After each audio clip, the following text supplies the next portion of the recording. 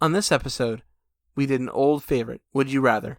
We discuss quotes and what these people really meant to say. This second week scene, we took Tyler to his first hockey game. And our review of Uncut Gems. All coming up on the Seg-Way Podcast.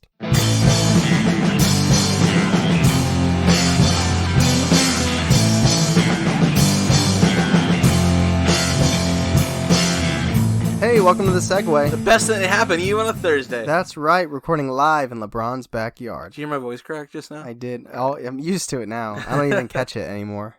So yeah. I want to start the show with this. Major shout out to Alex, a.k.a. the Fact Check Whisperer, a.k.a. Ghost Type Alex, our Week 3 VIP from November? Was it November? Yes, November. Yeah. He listens to the podcast. Obviously, if he's fact checking us, he must listen, or at least he tells us he listens. Maybe he outsourced it. He has somebody else listening for him, so that he can still act like he's a good friend. But he got me a Baker Mayfield Funko, which I really appreciate. And for those of you guys out there that don't remember, play the clip. I wanted a Baker Mayfield Funko. If anybody wants to send me that for Christmas, yeah. So. He listened to the podcast, and he got me that. So it's awesome. It's on my desk, and it was on our Instagram story on Monday. I wanted to talk about something real quick. I was thinking, I woke up the other day from my sleep, and, bro. That's RJ. So I woke up from my sleep, and I was, thinking about our restaurants, and the 35 Bricks, I think it was them, maybe. I'm not sure who it was. But they called us the Seg-Way Boys on... we reviewed them, they said, the Seg-Way Boys reviewed us. So I was like, how? I thought it was funny. I still think it's funny. Yeah. But I kind of like the title. The Seg-Way Boys? The Seg-Way Boys. Like the Hardy Boys. Oh, yeah. Wait, are we talking about wrestling, or are we talking about, mystery solving? The mystery solving. Okay. No, I don't know anything How about wrestling. you? I'll be the wrestler. I'll be Jeff Hardy. And then you could be, what's one of their names? Jeff? Yeah. I'm wrestling Jeff Hardy, and you're the mystery guy. What's their name? I think it's Jeff. No way. I think so. We can both be Jeff Hardy. That's gotta be a fact check. Yeah, I know. Yeah, because it was on social media. Mm-hmm. Yeah. We posted about them. It definitely, it wasn't Main Street Girl, right? Because they did respond to us. It was after that, right? It was after that. Are you sure it wasn't? I don't know who it was. Fact check that too. Yeah, I don't remember who it was. I like how you were ready to discuss it, but you didn't look it up. No, I just want to say I liked it. That's all it was. Did you at least shut off your PlayStation Plus? Oh, the auto-renew? Yeah. No, I haven't done that. All right, I'm going to keep asking you. That's fair. All right, so I always have a question now. So, yeah, okay. You ready? Yes. Woo. Let me turn that off. But yeah, I'm ready. Okay. Do you consider yourself a guitarist? Yeah. When did you start considering yourself a guitarist? Because there's somebody who's starting to learn the guitar, and then there's a guitarist. I think I consider myself a guitarist when I could play a song without having to stop and figure out where to put my fingers. Okay, so how long in do you think that was? A year? 2 years? See, that's fair. I had a big problem with that when I started playing guitar. Because to say I'm a musician, I'm a guitarist, it kind of was I feel like you have to own up to that, or you have to level up to being that and saying I am a. But then that comes down to wondering, what does it take to be known as something? Yeah, I think if you can play at least the cowboy chords without being able to look at your guitar, I think that. But if somebody can only play cowboy chords, which means you can play a shit ton of songs. Yeah, that's a lot of songs. You would say they're a guitarist. I don't know. That's. But then what's the level? So let me segue to this, because this is what it's really about. Do you consider yourself a podcaster? Oh man, I mean. I consider myself more of an editor than a podcaster. But we have a podcast, and we've been doing it for 6 months. Yeah, that's weird. I don't know. So if somebody was like, oh, are you a podcaster? I don't know. I'd probably say I have a podcast. Okay, now here's the next thing. Are you a professional podcaster? No, because we don't make money. So that's, okay, so that was where I was going to go. I'm glad you went there. So you would so would you say you're a professional guitarist? No, because they don't make money. Okay, so you think to be called a professional, there has to be monetary value being gained for your service? Yes. Okay. Do you have anything to say to that?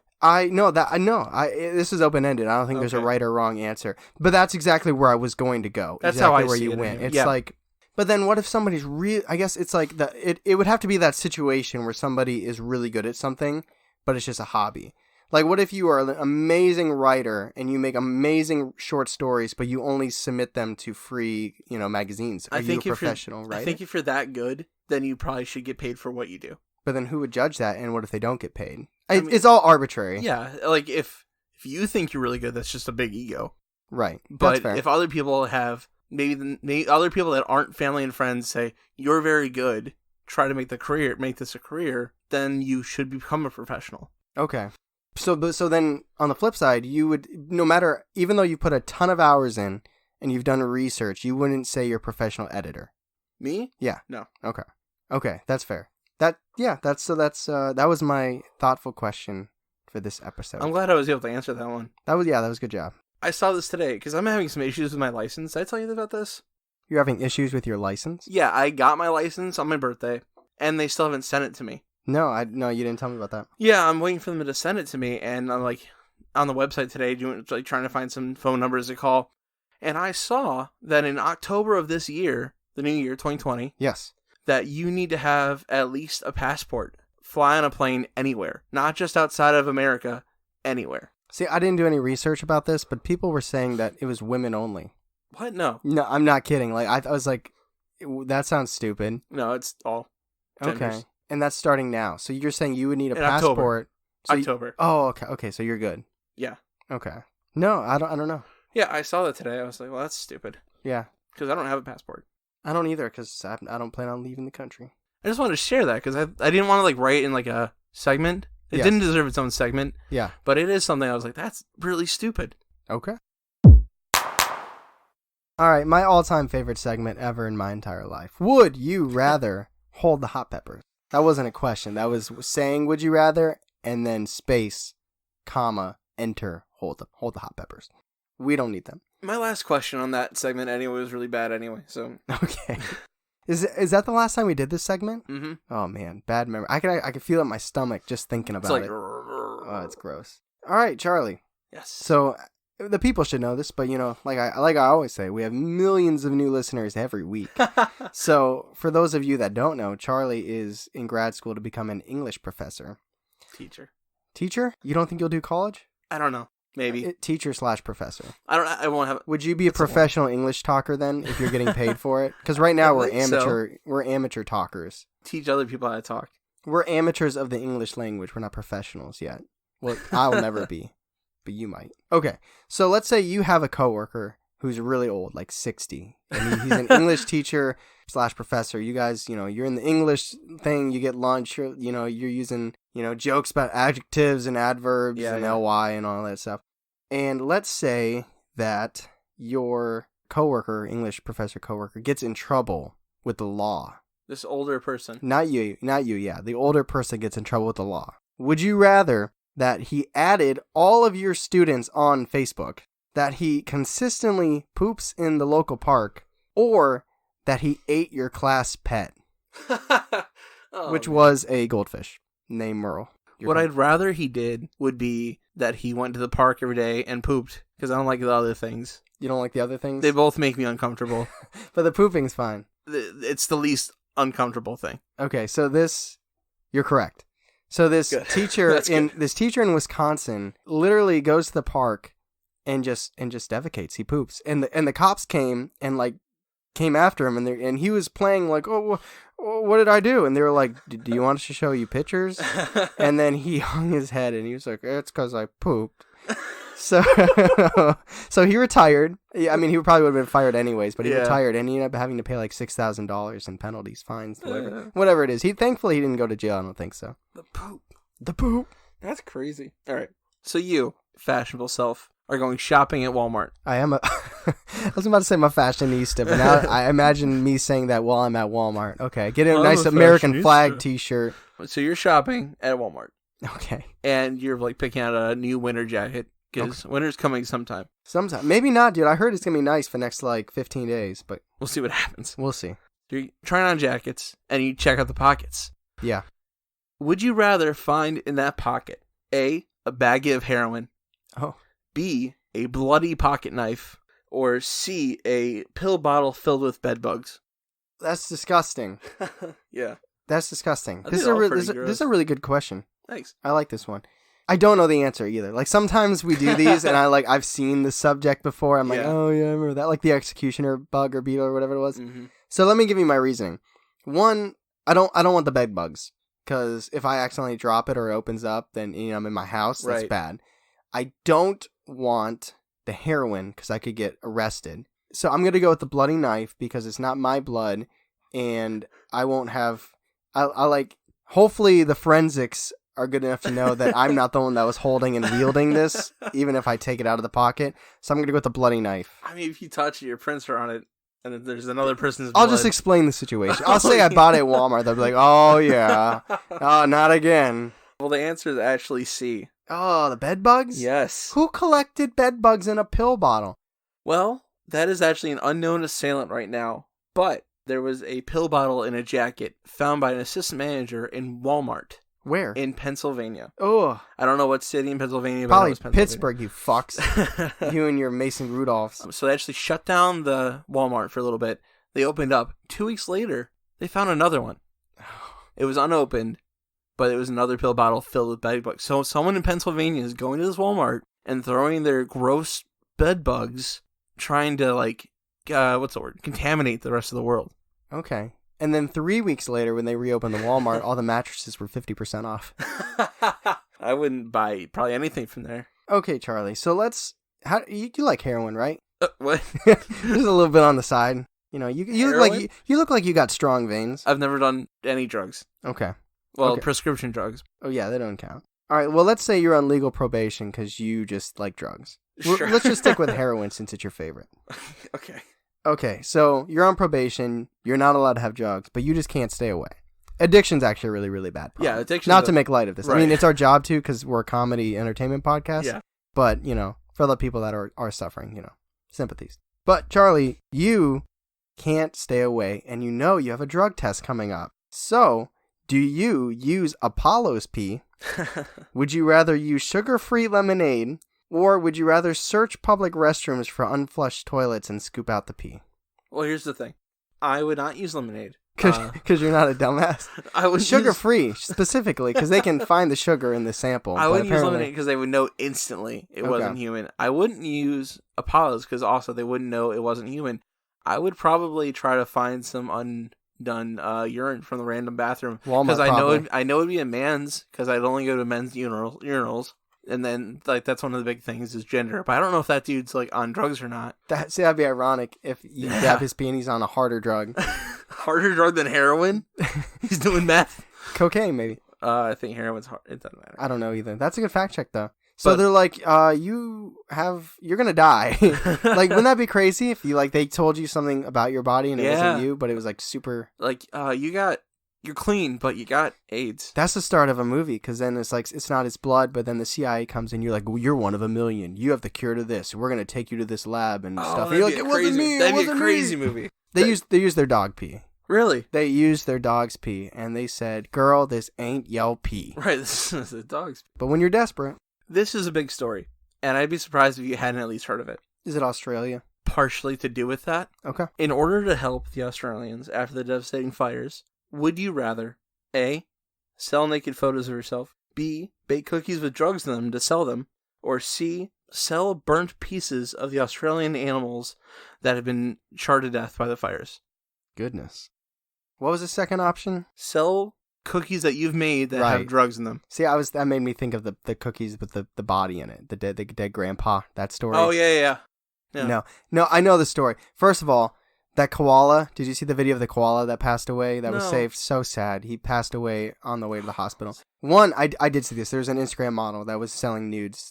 I don't think I would make that much money. I was thinking the same selling thing. Nudes. I probably would make more money selling cookies. I definitely wouldn't do the animals thing. I guess I would do the cookies thing, but I know the answer is the Instagram model that was doing nude photos. So, good for her. I didn't buy any. Maybe does that make me an asshole for not donating? I don't know. Am I the asshole because I didn't buy?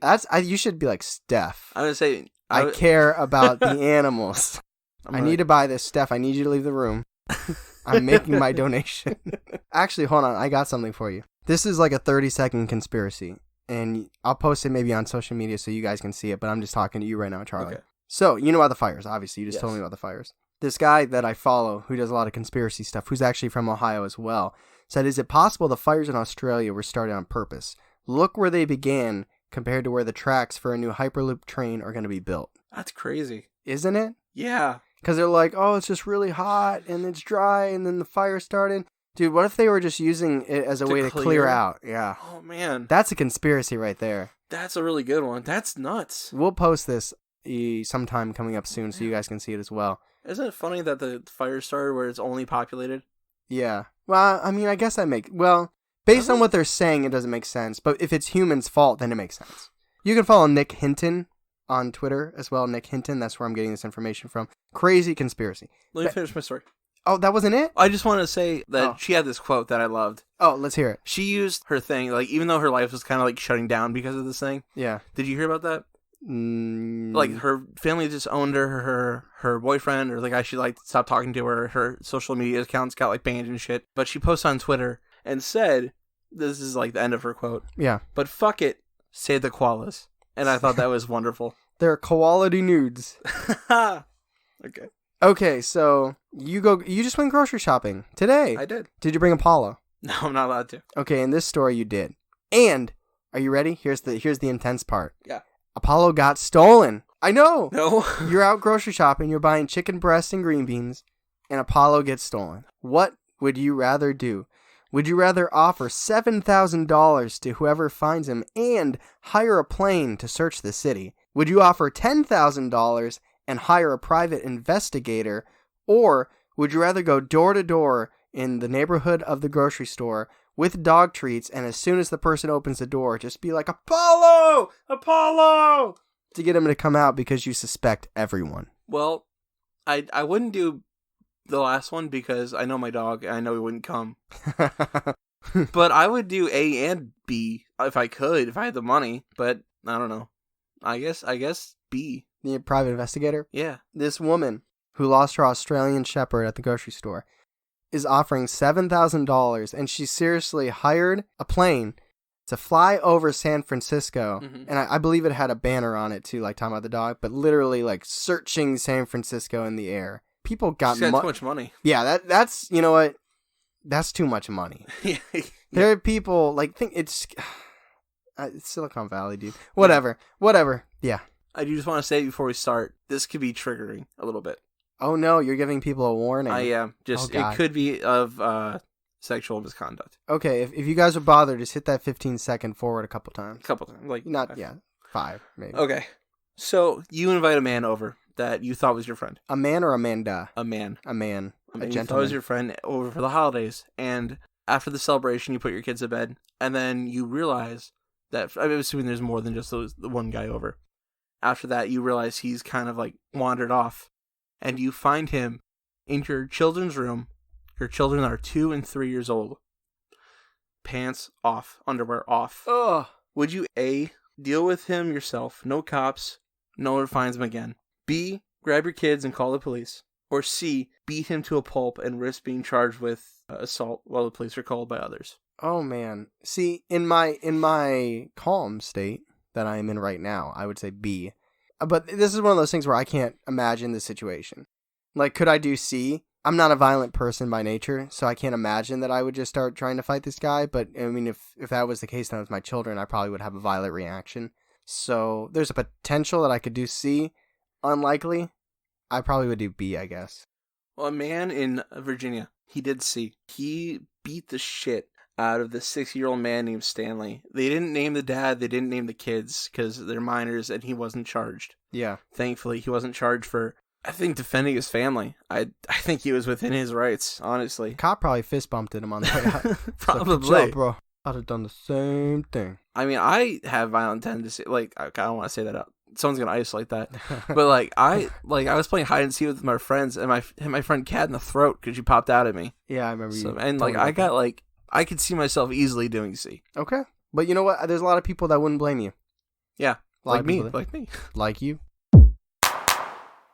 All right. It is a new segment time. This segment is called What They Meant to Say. So the idea behind this segment is that one of us is going to present a quote where the person potentially didn't really say exactly what they meant to say, or, you know, you think about people being PC, or they're in front of a camera, or they got a microphone in front of them, and they're just like saying what they should say, or they're beating around the bush.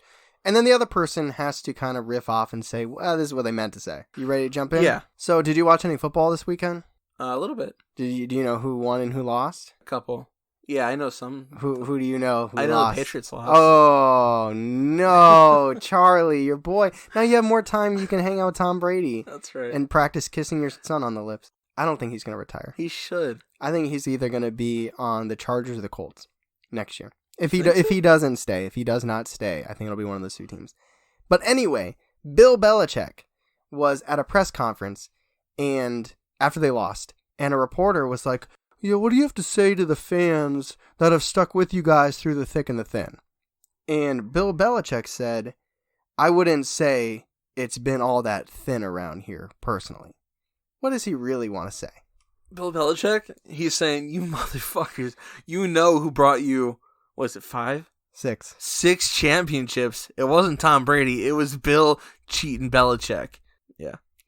I think that's probably what he wanted to say. Except it would have been like, hey, you motherfuckers don't know what you're talking about. I fucking did everything around here. You guys are bitch-ass hoes, and I'm going to go down to Florida and golf and fish drink for the rest of my life. Peace out, Bill Belichick. Do you think he was ever on the Epstein plane? I hope not. Was that a rumor? It probably more so the owner, Bob Kraft, because he's the one that was getting the massage. I bet they invited Belichick. The massage down under. I think I did these right. I'm not sure. If I don't know it, please provide me context. Right. I don't think you know it. Context is the most important thing if I don't know who the quote is coming from. So, in England, they have finally achieved space travel. The first Briton was ever in space. Yes. Did you see this story? It was a woman. Yes, it was a woman. Dr. Helen Sherman. Yeah. And she has 2 quotes. I'm going to pick this one. Yeah, give me one. She said, "It's possible they're here right now, and we simply can't see them." Okay. So what she's trying to say is, yo, I'm talking to woke Twitter. I'm talking to woke Twitter. Read between the lines. I seen some shit. There is a red dot on the back of my head from an FBI agent. I cannot tell you that aliens exist. I need y'all to read between the lines. George W. Bush is a reptilian. There are aliens. I will die if I say this. I need you to read between the lines. Oh my god. That's what she's saying. I think you're right. I think so too. That's I saw what I'm that. saying. Yeah. Okay. So Akron's Chapel Hill Mall is in debt. Yeah, I know. It's probably gonna be, by the time this episode comes out. By the time this episode comes out, it'll probably be gone. By the way, did you watch the Golden Globes? No. Nobody did. All right. So their water service, they didn't pay their water bill. Mm-hmm. And they paid just enough to not get it shut down. Like, they still owe a tremendous amount. I've been there. 6 figures. Oh my god. So they still owe like 6 figures, but they pay just enough to like give them a little bit of leeway, maybe till this episode comes out. So an Akron representative said, "It's been our goal to avoid shutoff, so we thought it was very unfortunate that it had to come to this." Okay, it was from the water company? Yeah, like an Akron representative for the company. So what he said was, "Hey, Chapel Hill, liquidate right now and give us the liquidation because you owe us so much money. You're going to shut down anyway. I've never been there. We know what's going on. Just shut down." I don't know how to pronounce this. Chicago. P-R-A. Pranav? What's a foreign name? Let me see. Pranav. That's how it's, I don't know. They got a check mark. Good for them. They got a blue check mark. So Pranav Mistry? M-I-S-T-R-Y, of Samsung, who is in the process of creating an artificial human. They said, with pictures of a little robot human, it says, "Flying to CSE tomorrow, and the code is finally working. Ready to demo Core R3, which I think is the robot. It can now automatically create new expressions, new movements, and new dialogue, even in Hindi, completely different from the original captured data." Okay, what they're saying is, listen, we know that your Alexas and your Cortanas, listen, they're white as fuck. When you want to talk to an AI intelligence and you don't want Mr. Rogers or some pasty-ass white voice coming out of your machine, you want this Hindu shit. So you got to check out our new AI because it's got expressions that you don't see basic-ass mayonnaise white people doing at hockey games. We got the real shit in this one, so check this one out. And we invented new expression. Like when you hear new lingo and you don't know what to do, or I don't know what, dude, in real life, For real. What do they mean new expressions? They mean like outside of what they programmed. Like what expression? Constipation? Because they don't really have to defecate? If they only programmed a smile, it's doing more than just smiling. Like it's making sad I think the faces. lack of context, because I don't know what was already programmed. I guess I don't either. Yeah. But it's tough without knowing the back. Because you can rip on stuff that you know, but if you know what I mean. But that's the game. So I think they're just trying to make something not white as fuck. I think they're trying to make a Terminator. Yeah. That's what I'm getting from this. Well, Arnold Schwarzenegger is pretty white. Austrian, but a little white. So this is second week scene. We already told you what we did already. We went to see I took Tyler to his first hockey game. That's right. And it wasn't not an NHL game, it was an AFL. Yep, American League. Yeah. Or as I like to call it, the ass hockey league. Because they're not quite good enough to be national. Or AAA. Or AAA. Yeah. Yeah, so us, you, me, and Alex, a.k.a. the Fact Check Whisperer, a.k.a. Ghost Type Alex, and Matt. Our band's only fan. Well, I was going to say the voice. The voice. That's right. The, the portion voice. size. Yeah. We all went to go. Matt and Alex are not exactly fans of sports, but Alex does like hockey a lot. It was a lot of fun. I had a lot of fun. Can I just say it was very confusing for me? It's like, it felt like when you enter a TV show on episode like 8. Because it was like you had to watch episode 7 to know that this episode, it's going to be a musical. And because this episode, it'd be like if you entered in a unique one. Yeah. Do you know what I'm talking about? Do you know where I'm going with this, though? No. They weren't the monsters. Oh, yeah. Okay. My first Monsters game was a throwback where they were the Cleveland Lumberjacks. So I'm fucking confused. I'm like, I thought, like, who am I watching? Like, what? I'm seeing a beaver gopher thing. Yeah. I'm seeing colors. It says, Jax, let's go, the hashtag to get on, which, by the way, me, Alex, we tried really hard to get on the big screen. I was kind of doing some tongue-in-cheek ones, like, hey, I know you guys don't want to be here, so check out the Seg-Way Podcast. Naturally, they didn't post that one, but I did post a good one, and Alex posted a good one with the hashtag, let's go, Jax.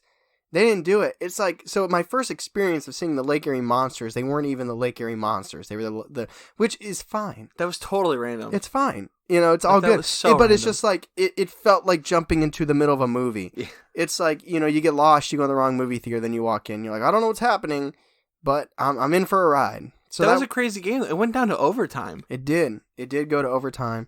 Dude, when you hear hockey, you think fighting. Yes. But it was a little culture shock to me because I'm used to my best defensive player getting kicked out of the entire season for flailing a helmet and referees running like they're Olympic sprinters for their lives to break up these fights in football and basketball, which basketball, they don't really... There's like one fight a year in basketball. They all threaten it. They threaten it, but they don't act. But every now and then you get that thrown punch. It was more than just one thrown punch. But in hockey... It's like the refs are like, let them do it. And then, but it's weird because like, I feel like the NFL and the NBA are ashamed. It's like, they'll put a blank screen up. They'll turn the music off. They try and distract you. Where in hockey, they're like, play the fight music, play Rocky. These guys are fucking going at it. Yeah, he's bleeding. And they're like, it's part of the sport. It's so weird. And Myles Garrett, for hitting Mason Rudolph, got kicked out a year. Matteau, I remembered, Matteau. Matteau, a Canadian-ass name. Yeah. They're like, what, 5 minutes? Yeah, let's give him 5 minutes. Starting 3 minutes. Fuck it. Yeah, because you're like, doesn't he get kicked out or ejected? And Alex is like, depends on how I feel. Also, as if halftime's not bad enough, you have 3 periods with like 20 minutes between each period, and they interview the guys in between. Like, I'm just imagining that, because if you think about it... You gotta clean the ice, though. Yeah, the Zamboni, which was cool. I like that. I was hoping they'd crash. They didn't. Am I a bad person for that? No. So imagine being a coach. You have halftime in, a real sport. You have halftime. You got that one chance to make your changes. You're in... What is it called? Like, in football, basketball, you have halftime to make your adjustments based on what you've seen in the first half. Imagine if your hockey team's getting their ass kicked in the first period, and then the coach tries to make adjustments at the first period timeout, in between 1 and 2, and then you're getting your ass kicked again, and you make your next adjustment. I feel like it doubles the opportunity for the coach to just suck. and look bad. And I don't even know if there was a coach. It's crazy because there's no timeouts for people to sub in. It's just all of a sudden all these guys rush in on the rink. I guess my biggest question is, did you like it? It was fine. Okay. I wouldn't pay for it, Right. but I would go again because I enjoy competition. I enjoy sport. Do you think the courts goes on top of the ice, or do you think the basketball, the wood, was underneath the ice? What do you think? I don't know. I feel like, I don't know. I think they probably move the wood. I don't, like, just in case it could leak under it, just in case. Like, the concrete's got to be on the bottom. Okay, so you think the wood would go on top? Yeah. Okay. I don't know the answer. I'm just asking. By the way, those refs were Olympic-style skaters. They could have been Olympians. They were beautiful out there. Elegant, I might say. I mean, they were all really good. Like, I saw this really good spin by the hockey player, and he scored that goal. It was amazing. I will say, though, they killed some momentum because it was a tied game. The refs. Mm-hmm. It was a tied game with like 5 to 10 minutes left, and I mean, it was that happens in any sport, though. It could. I'm speaking on the one hockey game I saw. Oh, okay. I'm saying it was a tied game, and it was like the first 10 minutes they were bashing people up against the glass, and then they stopped for like a whole period and whatever. And then they started doing that again. You could tell they're like, oh man, somebody needs to score. And they kept calling official timeouts, which I assume is for advertising commercials to make the money. So I get it. But I'm just saying, because then after the timeouts happened, everybody was more mellow. They had time to chill. Yeah. I'm like, you lost some of the momentum here. You lose that fire when you stop, you know? Also, whitest thing I've ever been to my entire life. Yeah, there we go. Like those robots, those AI robots would not do well there. Mm-mm. I think I saw one person that wasn't white in the crowd, and there were 2 employees there, and I think that was it. And it was, yeah. And then you got the people in the front row banging on the glass when the people are new. But I'm like, these guys are savages. They're monsters. Ah, that's what I did there. So that's okay. So that was my first experience. So what did you take away from it? I've been to one game before. It was a while ago though. It was fun. I had more fun riffing and talking to you guys than I did watching the game. You were also playing a game. I was musical fucking chairs. So he didn't want to sit with us. Okay, it was really tight. So we were in a row. It was Alex, me, Matt, and then there was a space where it would have been Charlie, but he didn't want to make the 2 people next to us move. So he sat in front of us, but then people who had those seats came, and so they spilled their Pepsis. So then he stayed where he was, and then the people with those seats were there, so he moved down further. So it ended up being us 3 in a row, and then it was like a row in front of us, space, Charlie. It's like you were going farther away. We were going to joke that by the time the game was over, you'd been on the other half of the stadium. But then you got up to get food, and you made 4 people move. You could have just made 2 people move and sat by us. I did eventually. It was very bizarre. At the end, they left though, and I was like, either they got abducted or they left, and I took the spot. It was very bizarre. I didn't want to sit by them. So that was our previous second week cinema. So now we are going to promote the next second week cinema, which we will talk about next month. Yes. You were the one that technically got invited. Yeah, I got invited. I didn't get invited. I'm going to fucking be a +1.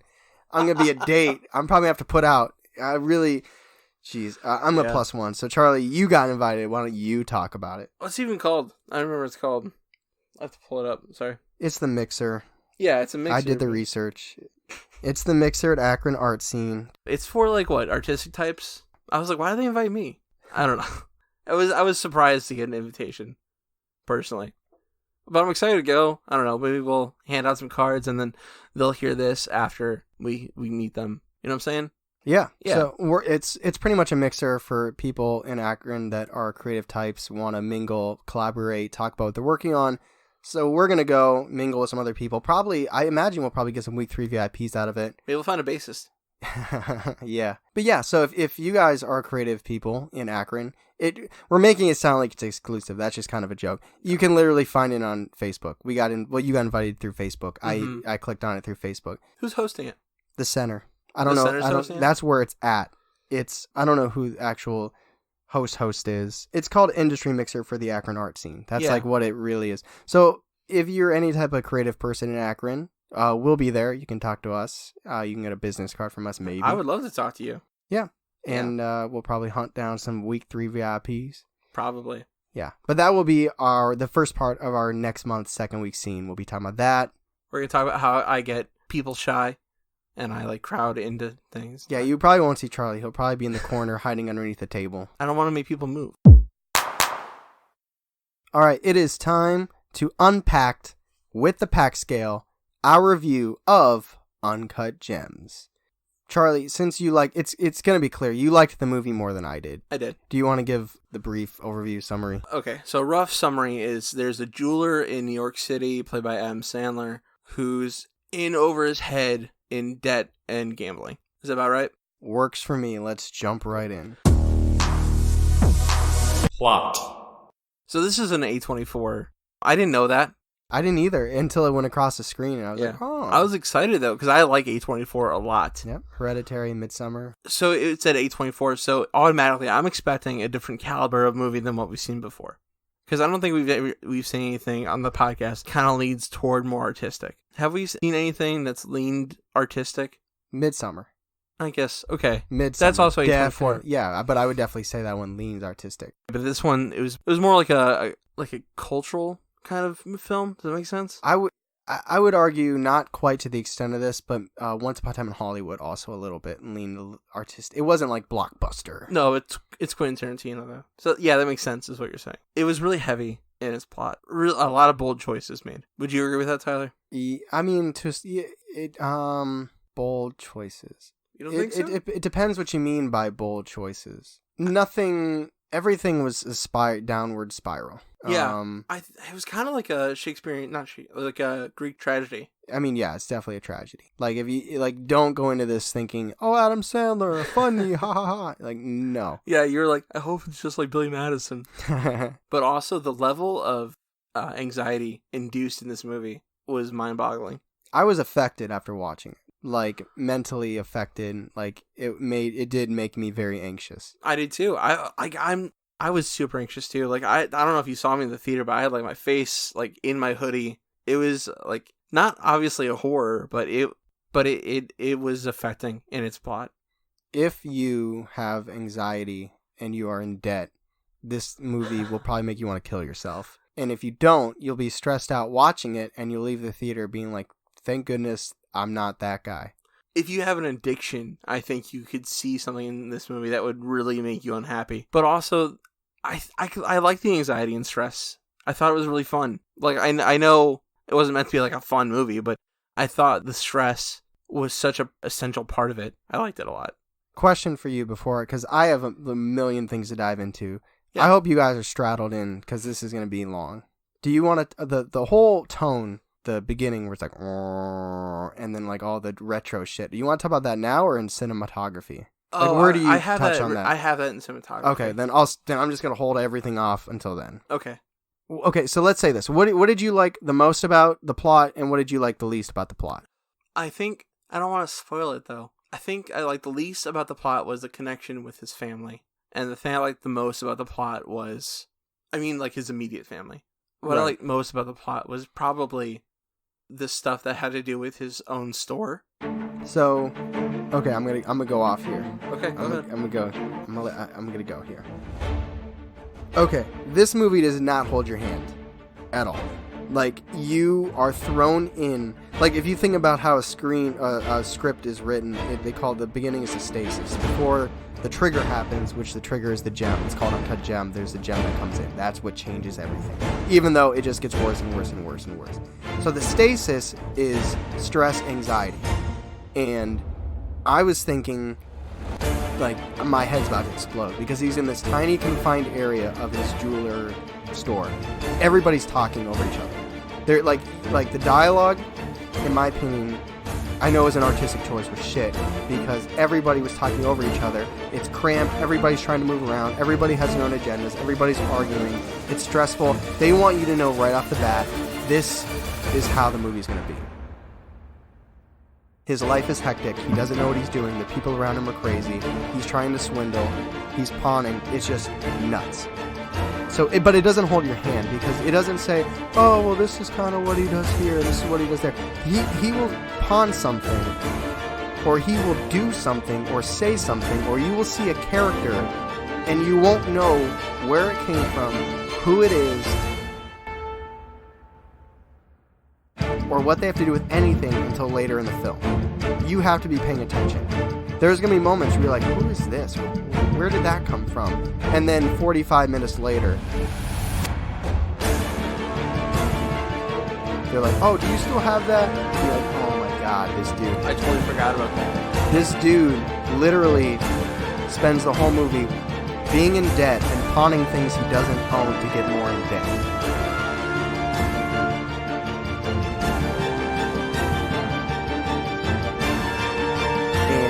So let me talk about the things I like. There's a sports quality. There's a huge sports quality. Do you know that you can only use 10 minutes of NBA action?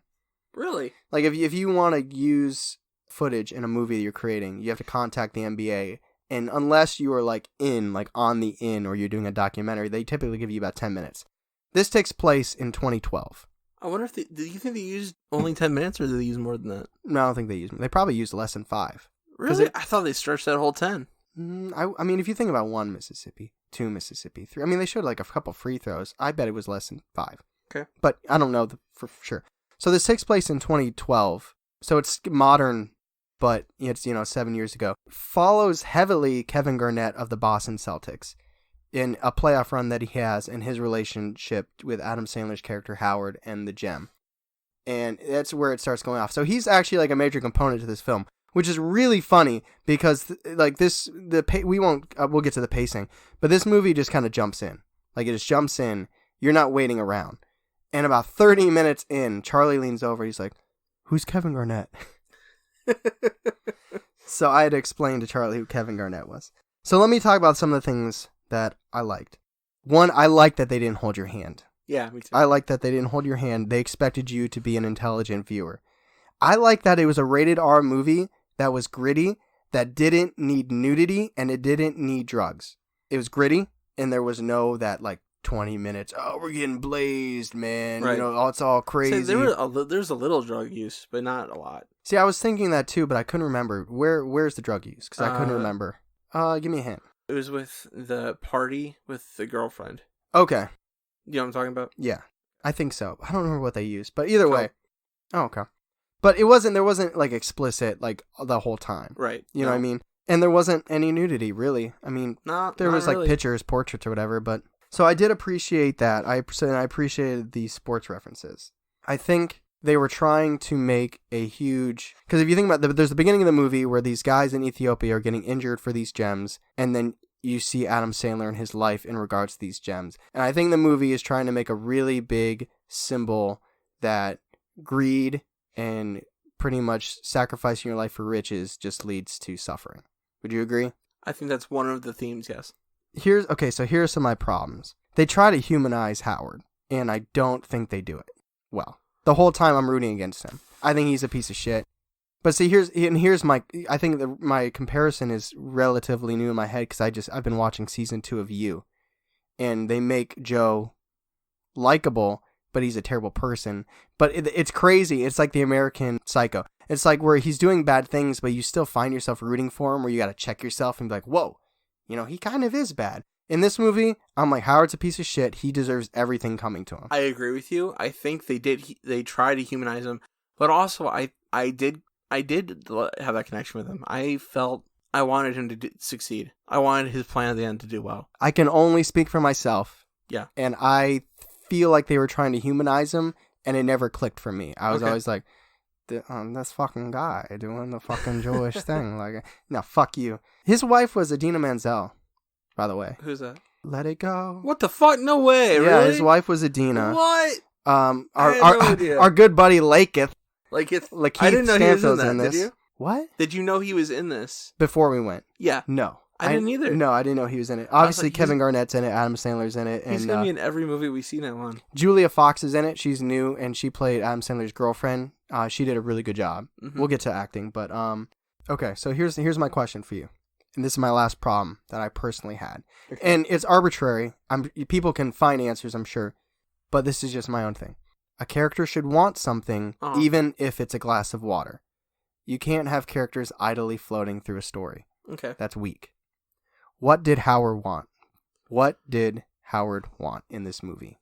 I think he just wanted to be rich. I think he wanted not to worry about his debt. I think in spite of himself, he wanted to be rich. But he didn't care about his debt because when he had the opportunity...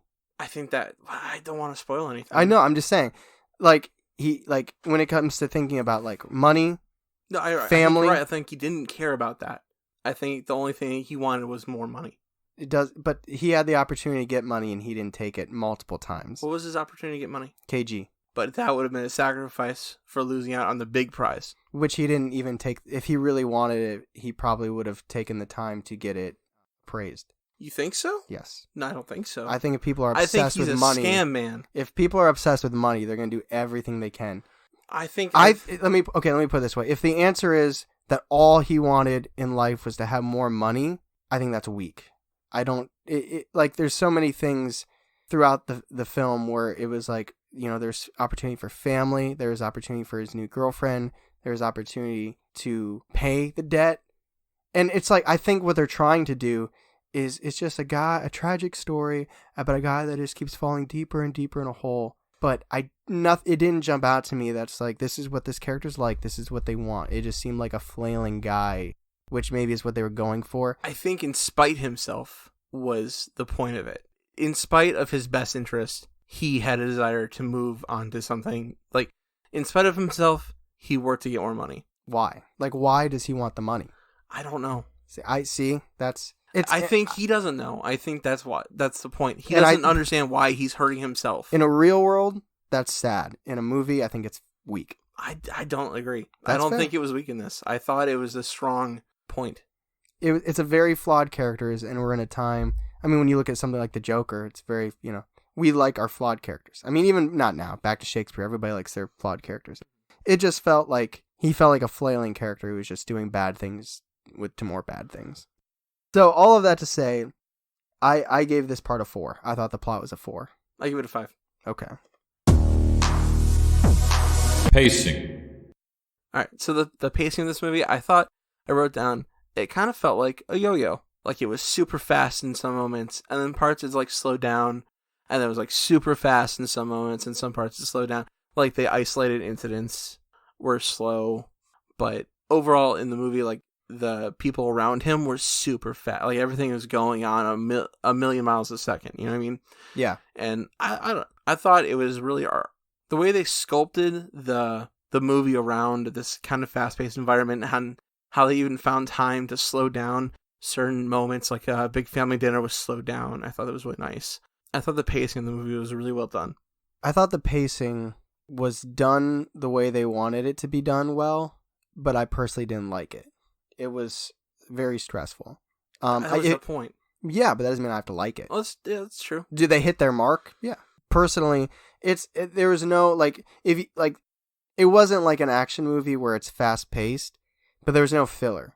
I mean, it was a 2-hour, 15-minute movie with no filler, which is a good thing, and I applaud it for being a good thing. There were slower moments, like you said. There was a dinner, you know, there's a play scene. Like, there are moments that are slower. They put you in this guy's world. And every 30 seconds, he's talking to somebody new. Every 30 seconds, something else is grabbing his attention. Every 30 seconds, he's answering his phone and talking to somebody else. He's ignoring somebody. You know, I mean, everybody in this film is selfish. Only care, except for his family. I feel bad for his family. Everybody cares about themselves. Everybody, it's like the hustle and bustle. And it's just, and they know what they're doing. I give them credit. They know what they're doing because they're in this confined space and it's just so hectic. But part of what, and now here I'm using horror technique. You have a really suspenseful and scary part of a movie, and then you hit it with comedy and humor and let people take a breath. I think it's healthy to allow the audience to kind of take a breath. And there were just so many moments in this scene, there's so many moments in this film that are stressful. And maybe it's part of me being an introvert too, because there was just like moments where I just wanted to hide away because it's just all this stuff's happening. People are yelling at each other. People are talking over each other. Nobody's listening. Everybody's talking all at once. And that's just a reflection of the movie and the pacing. Well, I think I was going to say that I have a point to that, but that's kind of part of my cinematography point. Yeah. Yeah, man, I guess it's not pacing. It literally was like, get guilty pleasure out of watching a character self-loathe and self-harm and keep tragically going downward. They probably hit what they wanted to do on their pacing, and they probably did it really, really well. but I personally didn't like it. I gave it a 3. I give it a 4. Acting. All right, Adam Sandler kills it. Yeah? He absolutely kills it. Like, maybe his best performance, right? Can you think of something he did better? Yeah, Jack and Jill was pretty good. It's like, hey guys, I'm fucking like, I I'm a jeweler and I'm He Jewish. did this movie not that long ago. I didn't see the whole thing. I saw part of it. It was with Ben Stiller. It was on Netflix. I have no idea what you're talking about. I have no idea. It was pretty good. He acted really well in that. But you didn't see it? I saw part of it. Okay. I saw what I saw and really enjoyed it. Okay. I thought it was good. I felt kind of like he was putting on an accent for some of it. He was definitely emphasizing the nasally Jewish New York. But I enjoyed it. But some of it felt a little put on. Yeah, like he's doing an actor a bit. Yeah. Everybody's saying that Kevin Garnett was great, and I thought he was okay. He was fine for He a was sports fine. player. I guess for a sports player, he's fine. Yeah. Lakeith did good. Lakeith was awesome. He was probably my favorite. He really? Like, acting-wise. Okay, because he pissed me off in a couple moments. like so much you're mad at the actor. Yeah, I felt bamboozled in one scene. Yeah, you should have. That's probably, I think, the only time in the entire film I actually identified with Adam Sandler is because I would have been so pissed off. I felt like I identified with Sandler a couple times in the film. Even though he's such a piece of shit, I'm like, I get it. All right, what were some of your favorite acting scenes? My favorite acting scenes were probably toward the end with Adam Sandler and Kevin Garnett in The Office. And then I really liked Arno at the end with just physically. Yeah. And I thought that was really nice. Expression. AI robots are probably copying it right now. Probably. So 2 scenes that I thought were really, really good. One dramatic and one not dramatic. The dramatic one is there's a scene where Adam Sandler breaks down and starts crying. And I was like, there's always something, like, it really shouldn't be a big deal. But I remember when that disaster movie came out, they were like, hey guys, this is the first movie that The Rock cries in. And everybody made a big deal about it. Shouldn't be a big deal. It shouldn't matter if a big time actor cries in a movie. But if there is significance in that to you, there's this scene where Adam Sandler just breaks down and, you know, he's being consoled. I thought that was a very genuine scene, very vulnerable scene. And I thought he did a really good job with that. And then another scene that I really liked, which is a lot more simple, is if there's any scene that's like, how is this guy's relationship with his kids and family? There's a scene with Adam and his daughter in the kitchen, and it's that, like, dad trying to be like, so how are things going? But it was so real and so just, these kids don't give a fuck. You are not a good person. You're not a good father to them. They're over you. You're trying to do this fake, I'm just checking in on you. I'm just checking in. And they're not having it. There's other good moments with him and his kids, but that was one that stuck out to me where it's like, this is perfectly encapsulating how this guy is with his family, and he deserves every second of it.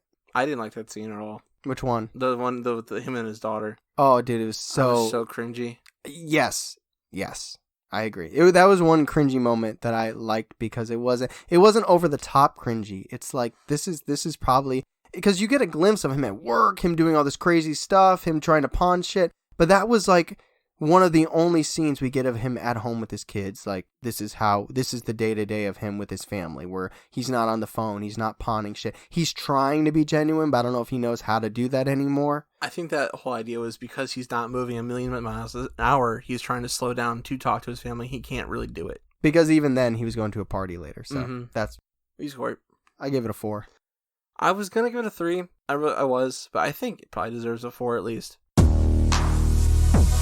Cinematography. What was the last movie we saw? Knives Out. Knives Out. Now, I heard through the grapevine that we didn't score cinematography as high as some people thought we would. And I defend what we did with that movie. Oh, yeah. It was great set design. Yeah. It was fine. We never got taken out of the film. It's a 3. Like if something's not bad, but it's not, like, if I'm not going to tell somebody, you're going to love this. Like, the acting in this movie, I'm like, Adam Sandler kills it. If nobody did bad, but nobody owned it, I'd say, 3. Like, exactly. That's how I feel about the cinematography for Knives Out. It was like, good, never taken out. Exactly. However, I find the cinematography for this movie to be stellar. I thought it was very cool. It took place in New York. Like, you even had to ask me at one point, what city does this take place? Because of how close to Philadelphia it was. But everything was so small inside this, like, little bubble of his life that it felt like a representation of larger concepts represented by small things.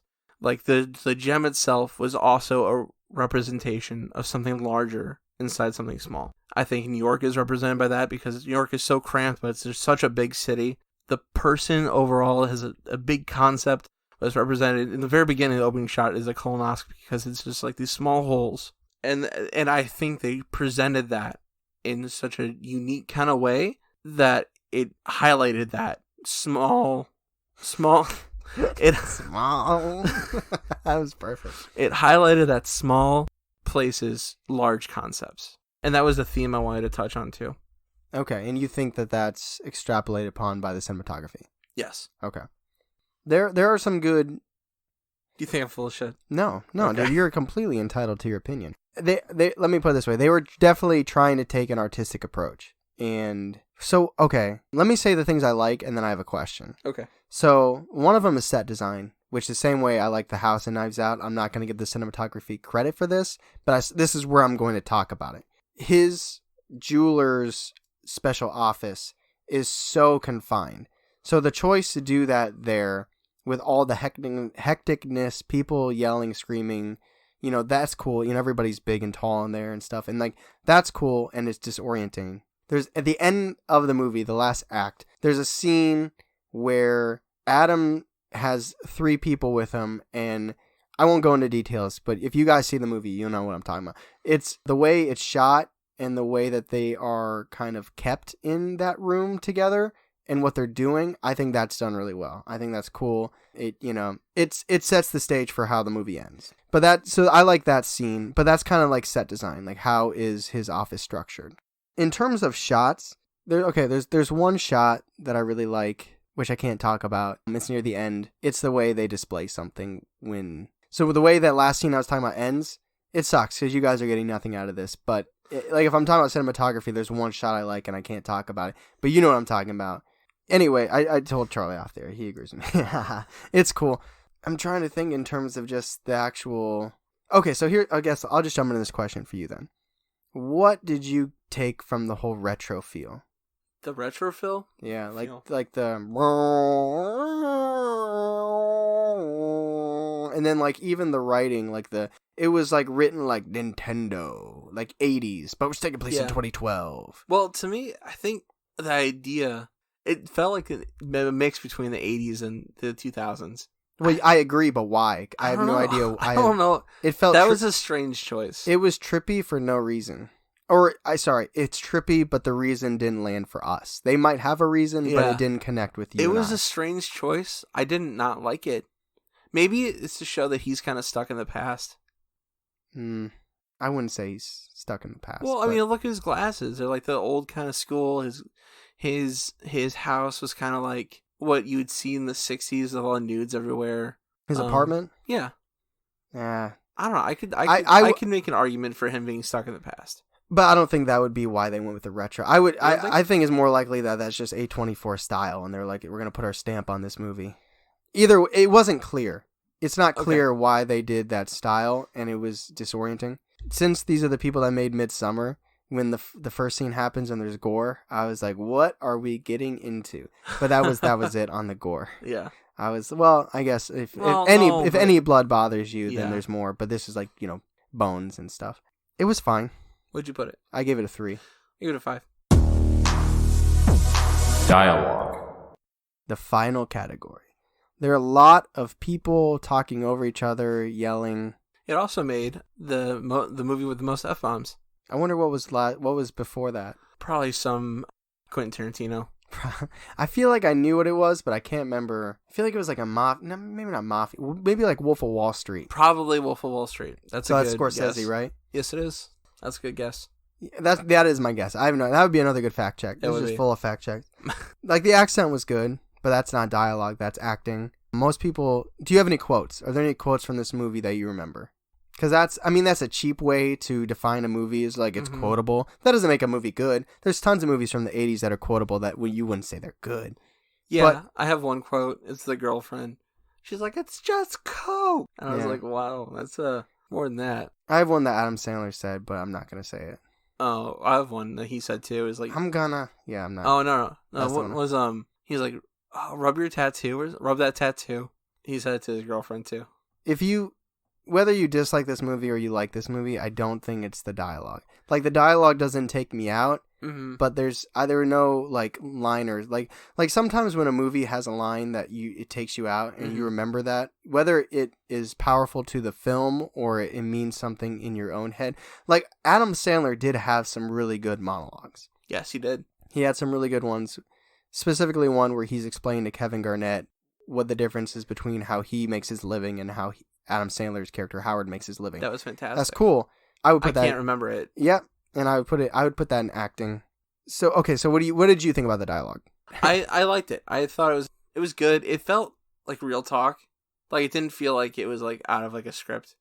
It felt like there were actors talk, like not actors. It felt like there were people talking. I thought it felt real, but like you said, there's nothing like I could like pick out really. But it was really good. What'd you give it? I give it a 4. I gave it a 2. A 2? A 2. Wow. I think Uncut Gems from A24 deserves to be in Caviar and Dry Wine. However, coming together, we made the score into a Michael Jordan. And I'm not saying that Tyler's wrong. I'm not saying that. He's obviously entitled to his own opinion. I think it was a little bit better than he did, but that's how it is. What was the score? 38? 38. Yep. 38 was the score. I thought it was really good. I think it's worth watching. Directed by Josh and Benny Safdie. I don't know if I'm saying their last name right. I don't either. Don't see it with kid. Not for nudity and not for drug abuse for the most part. It was intense. Violent, intense, a lot of swearing, obviously, if it took the champ. I'm not ranking it low because it's a bad movie. I'm ranking it low because it didn't personally connect with me, and I think there are misfires. That's fair. That's a fair opinion. I think the actors did good. I think the director did good, and I think the plot was fine. I think this was one of Adam Sandler's better movies in a long time. I saw The Do-Over with him and David Spade on Netflix. That one was fine. Did you want a do-over? I'd watch it again. And I know a lot of people liked his one that just came out where it's like the whodunit or whatever, murder mystery. Knives Out? No. It was a joke. No. I don't know what it was. That's fine. They were on a boat. It was with Jennifer Aniston. Oh, okay. Okay. But I think this is probably his best acting performance he's ever done, in my opinion. I think it proved to people who think he's just silly in jokes that he can. I mean, the man's got chops. Maybe he should just stop doing movies like writing, directing, like those Happy Madison movies. Yeah, cut those off. They were great in the late '90s, early 2000s, up until Click, and now just do movies that other people write and you just act in them in serious movies. I bet he could still do humor. You know what? His Hotel Transylvania ones aren't that bad. I don't like them. What series? Just like Hotel Transylvania. Shut up. So that is our review of Uncut Gems. All right, so that is our second week scene and second week cinema for the month of January. I hope you like second week scene because that was new. Yeah, and we're just starting out. You know, give us a chance to get our warmed up. They'll get better. They'll get more community driven. Yeah, hockey was it fell in our laps. It did. It just fell. We caught it. That was that. So next week, finally, you guys have been waiting anxiously. It was promised to you in December, and we failed. But this is New Year, New Us 2020. We will have our Week 3 VIP with Ray Winery of Everyday Akron next week. Her video with us is out. Yeah, it is. So, yeah, that's a good plug. Go to Ray Winery's Instagram and check out her When Are We Having a Drink with the Seg-Way Boys. We do an old college classic, the Amaretto Sour. It was a lot of fun. It was a lot of fun. It was a good time. She's awesome. So you guys are going to really enjoy the interview with her next week. And that being said, don't forget to give us 5 stars. Yep, 5 or 4. No, if you less than that, just don't continue. Don't worry about it. Yep. We won't tell you. Don't got to say anything. Subscribe. There's no easier way to make sure you don't miss an episode than subscribing. It's simple. It's easy. You just click a button. All right. Well, thanks for listening. And as always, this is the Seg-Way. The best thing that happened to you on a Thursday.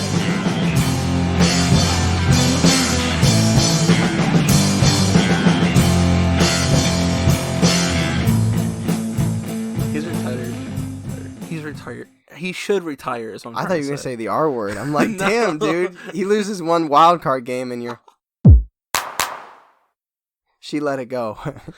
Oh, that's such a good line that's going to get cut. I know.